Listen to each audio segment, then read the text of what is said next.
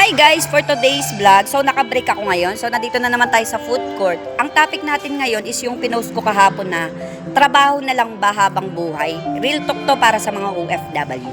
Alam mo ba kung ano ang pinakamasakit na katotohanan bilang OFW? Hindi yung pagod, hindi yung homesick, hindi yung lungkot, kundi yung tanong na ganito na lang ba habang buhay? Gigising ka ng maaga, papunta sa trabaho, uwi pagod, matutulog, tapos bukas ganun ulit. Parang nakaloop, parang walang katapusan. Real talk lang ha, maraming OFW ang umalis ng bansa para sa pangarap. Pero habang tumatagal yung pangarap, napapalitan ng responsibilidad.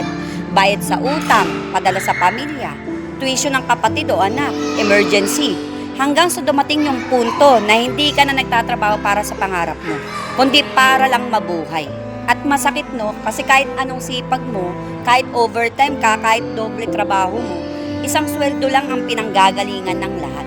Isipin mo, paano kung mawalan ka ng trabaho? Paano kung magkasakit ka? Paano kung hindi ka na makapag-abroad? Anong mangyayari sa pamilya mo? Anong mangyayari sa future mo? Kasi ang totoo, ang pagiging OFW ay hindi permanente. Hindi habang buhay malakas ka, hindi habang buhay may opportunity sa abroad. At lalong hindi habang buhay may employer na kukuha sa'yo. So may kwento ko sa inyo, may dalawang OFW, si Lourdes tsaka si Judith. Pareho silang masipag, pareho silang may pamilya na sinusuportahan. Si Lourdes, kontento na, okay na to basta may sweldo. Si Judith naman napaisip, hanggang kailan ako ganito?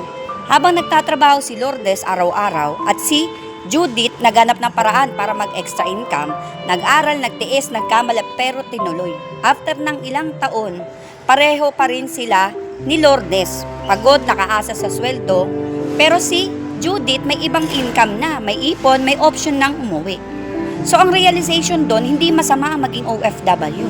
Sa totoo lang, saludo ako sa mga kababayan natin dito. Pero ang tanong, may plano ka ba para makaalis sa ganitong cycle? O tatanggapin mo na lang na ganito ka na habang buhay? Kasi kung wala kang gagawing bago, walang mababago. Kung ikaw ay OFW na pagod na, pero ayaw mo nang bumalik sa zero, hindi mo kailangang iwan agad ang trabaho mo. Pero kailangan mong magsimula ng bagong paraan.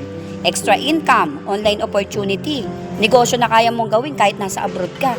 Kasi ang goal, hindi lang kumita eh. Ang goal ay magkaroon ka ng choice. Choice na umuwi, choice na magpahinga, choice na makasama ang pamilya mo.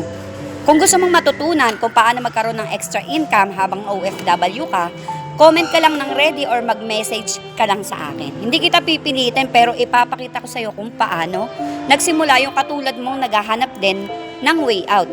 Dahil hindi ka pinanganak para magtrabaho lang habang buhay.